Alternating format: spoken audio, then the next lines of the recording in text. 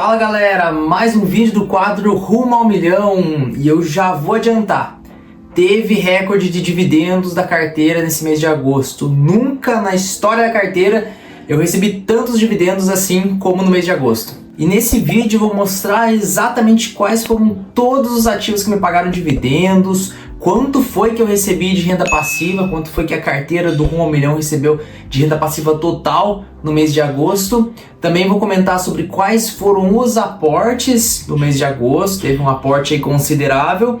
E vou mostrar qual que é a situação atual da carteira, qual é o valor atual da carteira, quais são as maiores posições em fundos imobiliários, em ações e também no exterior. Se você é novo aqui e ainda não assistiu nenhum vídeo do quadro do Rumo ao Milhão, eu recomendo que você assista os episódios anteriores para entender como foi a construção dessa carteira. Esse já é o quarto vídeo e tá tão bom como os anteriores. Primeiramente eu vou mostrar aqui os proventos, os dividendos da carteira no mês de agosto. Eu vou abrir aqui o site Status Invest, que é um site que compila ali as informações dos meus ativos, puxa as informações da B3 e também eu consigo dar inputs manuais ali de ativos no exterior e também de criptomoedas. Eu já estou aqui no site Status Invest, na parte de proventos da minha carteira.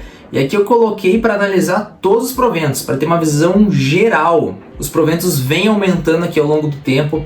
Essa carteira começou a ser construída em 2021, mas os ativos de renda variável começaram a ser inseridos em janeiro de 2022. E em agosto de 2024 teve recorde de dividendos, foram R$ 3.188 de dividendos, renda passiva isenta de imposto de renda. Quando essa carteira começou a ser construída lá em setembro de 2021, eu tinha apenas renda fixa, mas aí eu fui percebendo que seria necessário algo mais. Apenas com renda fixa eu não conseguiria atingir os meus objetivos, ou pelo menos isso demoraria muito mais do que eu gostaria. E foi aí então que eu entrei na renda variável, entendi como que funcionavam os dividendos e percebi que hoje, apenas com os dividendos que eu recebi em agosto, reinvestindo-os, já seria um aporte maior do que os meus aportes lá do início de 2022. Isso é muito bacana, isso pode acontecer com qualquer um, mas você precisa de consistência, disciplina e seguir uma estratégia clara para você ir aumentando os seus dividendos, aumentando a renda passiva e também,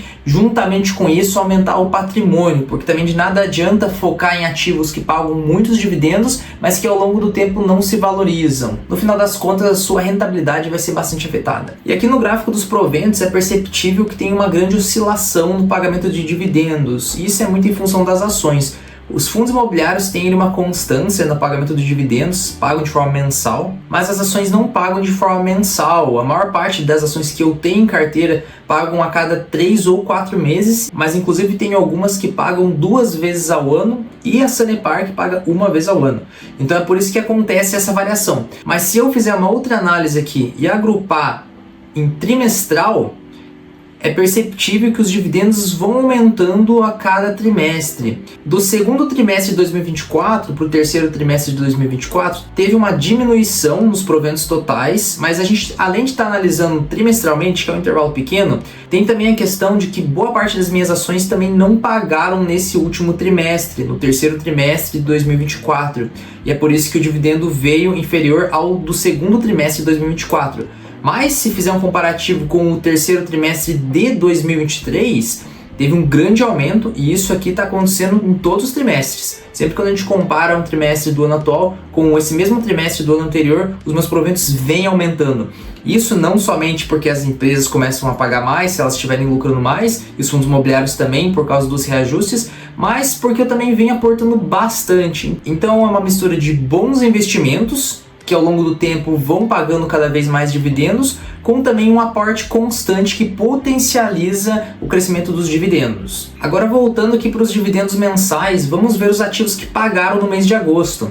Eu clico aqui em completo, vejo no detalhe, clico em ativos e eu clico em cima da coluna de agosto. Aqui nós conseguimos ver todos os ativos que me pagaram dividendos no mês de agosto. E aqui o Status Invest separa pelas classes de ativos. Então tem as ações que me pagaram dividendos, os fundos imobiliários, aqui embaixo também tem as stocks, que aí já é no exterior, os REITs e também os ETFs, caso tivessem me pagado em agosto, também estariam aqui. Em agosto, aqui na parte de ações, a empresa que mais me pagou dividendos foi a BB Seguridade, com R$ 823 aí de dividendos isentos de imposto de renda. O Banco do Brasil também pagou um valor significativo. E além desses dois, tiveram outras 5 empresas, o Itaú, a Klabin, a Petrobras, o Santander e a Gerdau, que pagaram dividendos, totalizando aí quase R$ 1.800 de dividendos. Na parte de fundos imobiliários, teve vários fundos imobiliários que pagaram, lembrando que os fundos imobiliários pagam todo mês, e eu tenho vários fundos imobiliários, e deu um total de R$ 1.343,66, também algo bem bacana. E aqui, por mais que eu tenha mais fundos imobiliários, o valor recebido foi menor do que das ações ali, porque tem algumas ações que pagam 1, 2 ou 3 vezes ao ano, mas pagam bem, então elas pagam de forma concentrada, como é o caso do BB Seguridade, e aí vai um valor bastante expressivo, o que não acontece com os fundos imobiliários porque eles distribuem mensalmente. E na parte aqui de baixo do exterior, teve pagamento também da Starbucks, da Bev, da Procter & Gamble e da Apple. E do REITs, teve o pagamento do Realty Income e do Stag Industrial. No Status Invest, ele já faz a conversão do dólar em real, e aqui é o valor realmente líquido, porque nos Estados Unidos a gente paga ali 30% do imposto de renda sobre os dividendos, e o Status Invest já faz esse cálculo, já tira esses 30% e ele já converte para real. Mas todos esses dividendos aqui do exterior eu recebo na minha corretora já em dólar. E no final das contas totalizou aqui em R$ 3.188,78 de dividendos. E além disso, eu não considero essa como a minha renda passiva total no mês de agosto, porque eu tenho uma quantidade considerável em renda fixa e eu acabo somando a rentabilidade da renda fixa mais os proventos da renda variável. E aí, somando o ganho de renda fixa com os proventos de renda variável, dá aproximadamente R$ 4.390 de renda passiva no mês de agosto, que também é o recorde. Então essa foi a parte de atualização dos proventos da carteira, muito feliz com esse recorde. E agora nós vamos para os aportes que foram feitos no mês de agosto. Voltando para o Status Invest, eu estou aqui na parte de transação. O Status Invest também faz esse vínculo com a B3, porém criptomoedas e ativos no exterior eu tenho que lançar de forma manual. Nos vídeos anteriores do quadro eu comentei que eu faço 2 aportes mensais, eu faço um no dia 15 e também um próximo ali do dia 30. Então, para facilitar, eu compilei todas essas informações para que a visualização fique mais fácil. E aqui nós temos agora todos os aportes de agosto de forma compilada. E aqui eu já compilo os aportes do dia 15 que foram feitos e também os que foram feitos no dia 30. Na parte de ações, eu comprei Banco do Brasil, Itaú, Endi, BB Seguridade, Vale, Sanepar e Transmissão Paulista. Esses ativos eu venho comprando com uma certa frequência, já fazem vários meses que eu estou focando nessas ações. Tenho outras ações em carteiras também, mas vejo boas oportunidades nessas e ainda não atingiram o máximo que eu posso ter em cada ação, o máximo que eu posso ter em cada ativo na carteira. Como seguem valores atrativos ao meu ver, eu sigo comprando bastante. E nesse mês eu não comprei nenhum fundo imobiliário. Então em agosto foram apenas compras de ações que eu acrescentei na carteira. Observação aqui embaixo sobre renda fixa, R$ 1.202,01.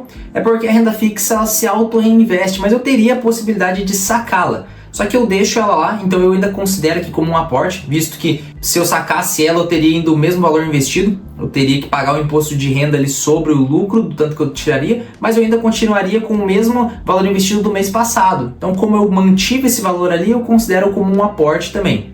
E na parte do exterior teve aqui uma grande mudança. Eu fiz uma venda, teve uma venda de uma ação, e essa ação foi a Starbucks. Normalmente quem segue a filosofia do buy and hold ali, como eu, que busca ser acionista de empresas, comprar fundos imobiliários ali para longo prazo, viver de renda, não é comum fazer vendas, até porque quando a gente compra um ativo a gente não compra pensando em vender.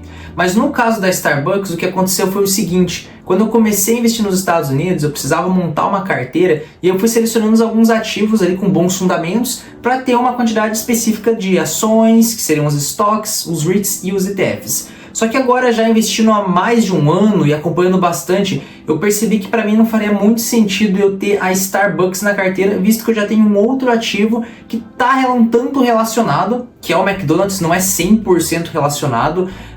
Claro, a Starbucks foca ali na parte de café e o McDonald's tem a parte ali de comida, mas entre as duas eu preferi ficar com o McDonald's e vender Starbucks, até por essa questão de serem setores ali semelhantes, mais cíclicos.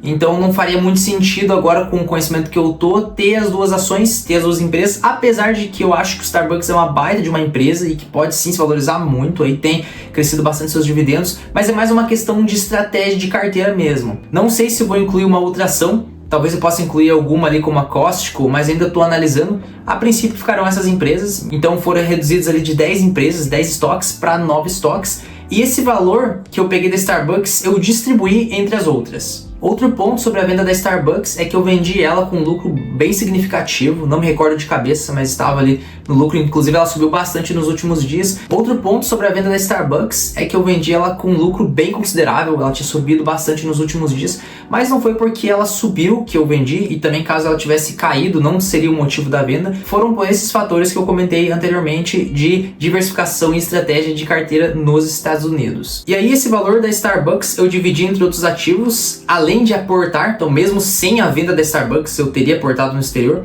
mas eu aportei mais do que o normal aqui em alguns ativos, como por exemplo o VOO, foram quase 130 dólares investidos, e normalmente eu venho aportando em torno de uns 80 dólares por mês no VOO, foi o valor mais significativo.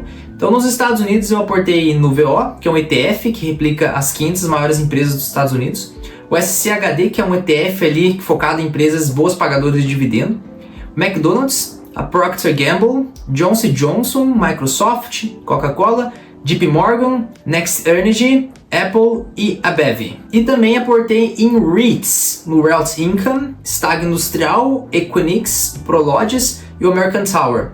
E por fim comprei um pouco de Bitcoin, que eu tenho comprado aí todo mês e vou seguir comprando até eu chegar numa meta ali que eu estabeleci de 2% da carteira total em Bitcoin. Hoje eu estou em um pouco mais de 1%. E somando todos esses aportes aqui no mês de agosto, o total investido foi de R$ 13.387,84.